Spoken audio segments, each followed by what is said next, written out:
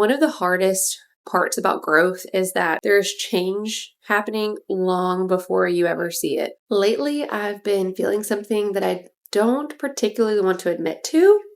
Nothing terrible, nothing rock bottom, no crisis, just disappointed. Not with my life, not with my children, not even like where I am in life. Just kind of disappointed that I've been like working so hard and trying to be very consistent with certain things to like keep momentum. And then somehow I feel like I have so little evidence to show for it. Maybe that's not the exact word. Maybe it's discouraged. There we go, discouraged. Maybe it's tired, actually. It's like that strange feeling when you feel like you've been walking a long distance and you lift your head up to expect to see the destination and it's nowhere in sight kind of thing. No, all you just see is more road. If you've been feeling that too lately, just stay with me here because a completely unexpected thing reminded me of something that I've forgotten. And honestly, I think I needed this reminder more than anybody. Over the last few weeks, couple months maybe, it's just felt very loud in our life. Birthdays and vacations and heat, holidays, family obligations, just like keeping up with schedules, new activities, tiny little humans who seem to experience every single emotion under the sun all before breakfast. And then somewhere in the middle of all that, I've been trying to keep promises to myself, trying to build something, trying to remember who I am amidst all of this chaos, but basically trying to remember who I am beyond what everyone else needs and expects of me. If I'm honest, I've felt behind. And also I feel like it's like contradicting what I feel like summertime should feel like. And so there's that distance there kind of putting pressure on. But it's not dramatically or catastrophically, just enough that it's been whispering in the background. You should be further along by now. You should have more to show for your efforts. You should have figured this out already, Ashton. Maybe you know that voice too. And I think one of the hardest parts about growth is that there's change happening long before you ever see it or any evidence of it. And something unexpected happened. I've been seeing so much of World Cup content lately, and all of the soccer fans, and especially the ones from other countries coming to visit USA, and these experiences that they're having, the food and their interactions with other people from here and places that they're experiencing for the first time and how it's not what they expected. And every time that I've left the United States, I've come back and just literally nearly kissed the ground. Not that I haven't enjoyed other places, but home is home, right? Basically getting excited about things that like most of us barely notice anymore. And I just found myself like smiling at them, watching them because they were lighting up at things that I like walk past every single day. Things I've stopped seeing, things I've stopped appreciating. And suddenly I had this thought, what if nothing changed except the eyes looking at it? Because America didn't change, a restaurant didn't change, the sunset didn't change, perspective changed, and the experience changed with it. That realization hit me harder than I expected because somewhere along the way, I've stopped seeing parts of my own life. Not because they aren't beautiful, but because they're familiar. And familiarity has a strange way of making familiar things seem invisible, which reminds me of like doing the toy rotations, you know? I'm really not good at that. Also, when your children were born, the first smile, the first laugh, the first steps, you would give anything to freeze time in those moments. And now you're begging them to put shoes on. Life didn't become less miraculous. It became familiar. And maybe that's one of the great tragedies about adulthood. Not that beauty disappears, that we stop noticing it. Maybe the problem isn't that your life has become ordinary. Maybe you've just become so familiar with it being a miracle. I've been thinking about this a lot because if you've watched a lot of my videos, I talk a lot about life and life's storms and finding the eye of the storm so you can clearly see and like catch your breath, anchoring yourself and then looking for the lighthouse. And then once you become oriented, then looking for your North Star to keep you reoriented and beyond that to connect to your higher self, to connect to the infinite self. All of those things still matter, but lately I've realized something else. Sometimes we don't need a new direction. Sometimes we need new eyes. Because the truth is, my life right now is so full. Maybe too full. But also so full of all the things that I've prayed for. A family, healthy children, the ability to stay home with them, a home, the ability to put them both down for a nap at the same time. Oh my gosh. The ability to create, the opportunity to dream about what comes next. And somehow I can hold all of that while simultaneously feeling exhausted and overwhelmed and behind. Both things can be true. And that's a lot of what I've been learning lately. What if the goal isn't to replace one truth with another? What if the goal is to expand the frame? Not, I'm overwhelmed. I'm overwhelmed. And what else is true? Not, I'm exhausted, but I'm exhausted. And what else is true? I feel behind. And what else is true? You get it right. Because every time I ask that question, something shifts.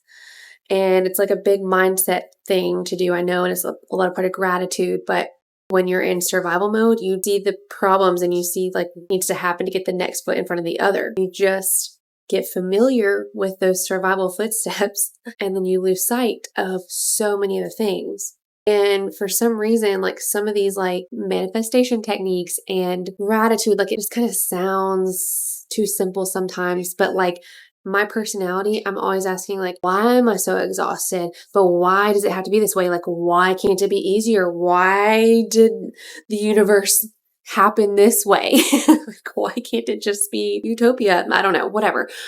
But instead of asking why, I've learned and am relearning and reminding myself, remembering to ask what else.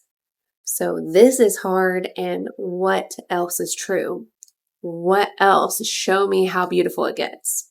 When you ask that question, something shifts just a little because it's not like this profound, like add this to your to-do list. Like don't forget to write in your gratitude journal or, don't forget to I don't have time to meditate right now. Like that. And what else is true? It's not anything that's going to erase reality, but enough to widen it, right? What else is true? That question has rescued me more times than positive thinking and affirmations and like remember a gratitude journal at night or in the morning or whatever. It's rescued me more than anything. And maybe that's why I've been so drawn lately to this idea of wonder. Not because wonder makes life easier, but because wonder makes life bigger. I recently posted a video about when I Googled fun while I was on vacation because I was like, it's vacation. I'm supposed to be having fun. What even is fun? How do you have fun? And I'm not looking for fun, actually. I'm making a lot of fun for my kids, but I need wonder. And that's what I'm lacking. Or maybe I'm not actually lacking it here on vacation. There's a lot of stress involved with it. And so maybe I'm not able to actually see the wonder through the stress, the survival mode, the stressors out there that are clouding my vision until I find the eye of that storm. Googling fun, I was like, whoa, where are we here? Yeah. And that's when I realized I need some wonder in my life. And toddlers understand this so naturally. They're like little tourists. Everything is fascinating. A stick, a puddle, a bug. Literally, one time on a road trip, the bigger gas station we stopped at was the destination in their eyes, and we weren't even halfway there. And every now and then I catch myself looking at the world through their eyes. Like it's so fun to be able to like relive and reparent yourself through their eyes as an adult, right? Like part of what makes it so fun and makes it so tempting to want to go to Disney World, but I'm not going to do that yet. I'm not prepared for that yet. Okay. Suddenly the world feels different, slower, richer, more alive. And the more that I can catch myself and be more present in the moment, we spend so much of adulthood trying to teach children about the world, and then they spend years trying to teach us how to see it. And I just don't think that wonder is something that we find. I think it's something that we remember. The great return to yourself. Maybe that's all it is. Not becoming someone new, not manifesting a completely different life, not fixing yourself, not finally becoming worthy. Maybe it's remembering what you've forgotten. Maybe it's remembering how to see. And yes, I know manifestation is a very popular word right now. I've been thinking about that too. But lately, what I don't think that I've been craving is control. I think what I'm craving is trust. Because it feels like every day is a day to surrender. Yeah, I think what I'm craving is trust. That seeds can be growing underground before I see flowers. But trust that effort can matter before results appear. Trust that becoming often happens long before evidence is seen. Because if I'm honest, I've been looking a lot for like proof that the workouts matter, proof that the videos matter, proof that the consistency matters. And maybe it is. Maybe I just can't see it yet. Sometimes you're standing in the middle of answered prayers while you're searching for evidence that your life is working. That one gets me because I do it all the time. I forget how much I've changed. I forget how many things once felt impossible. I forget how many versions of me would be amazed at my current life. Not because it's perfect, but because it's real. The better it gets, the better it gets.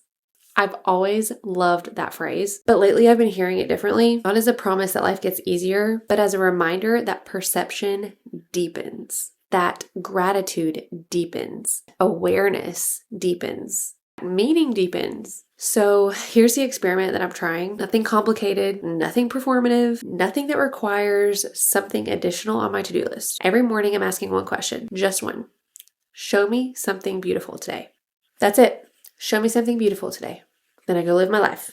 And whatever happens, maybe it's sunlight, maybe it's laughter, maybe it's a conversation, maybe it's a tiny moment that would have gone unnoticed a week ago. I'm not trying to force magic.